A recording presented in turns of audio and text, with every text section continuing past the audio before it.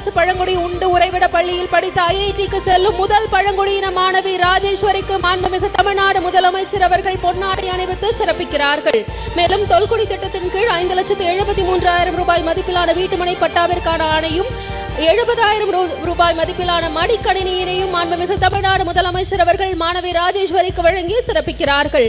IIT மெட்ராஸில் சேரும் முதல் பழங்குடியின மாணவி, இறந்த தந்தையின் கனவை நிறைவேற்றிய ராஜேஸ்வரி.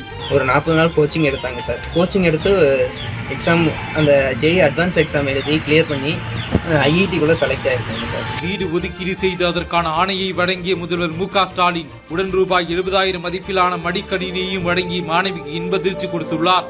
கல்வராயன் மலைப்பகுதியைச் சேர்ந்த பழங்குடியின மாணவி ராஜேஸ்வரி என்பவர் JEE அட்வான்ஸ்டு 2025 தேர்வில் வெற்றி பெற்று IITயில் உயர்கல்வி பயில தகுதி பெற்றுள்ளார். அவரது தந்தை கடந்த ஆண்டு புற்றுநோயால் பாதிக்கப்பட்டு உயிரிழந்தார். எனினும் மனம் தளராமல் படித்து தந்தையின் கனவை ராஜேஸ்வரி நனவாக்கி உள்ளார். அவருக்கு பல்வேறு தரப்பிலிருந்தும் பாராட்டுகள் குவிந்து வருகின்றன. இந்த நிலையில் ராஜேஸ்வரியின் உயர்கல்வி செலவை தமிழ்நாடு அரசே ஏற்கும் என முதலமைச்சர் மு.க.ஸ்டாலின் அறிவித்தார். இந்த நிலையில் கடந்த 12ஆம் தேதி சேலம் சென்ற முதல்வர் மு.க.ஸ்டாலின் மாணவி ராஜேஸ்வரியை நேரில் அழைத்து பாராட்டி பழங்குடியினர் நலத்துறையின் தொல்குடி திட்டத்தின் கீழ் ரூபாய் 5.73 லட்சம் மதிப்பிலான வீடு ஒதுக்கீடு செய்து அதற்கான ஆணையை வழங்கினார்.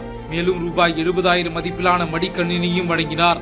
இது குறித்து மாணவி ராஜேஸ்வரி கூறும்போது, முதல்வர் மு.க.ஸ்டாலின் என்னை நேரில் பாராட்டி மடிக்கணினி வழங்கினார். மேலும் வீடு கட்டி கொடுப்பதற்கான ஆணையை வழங்கினார்.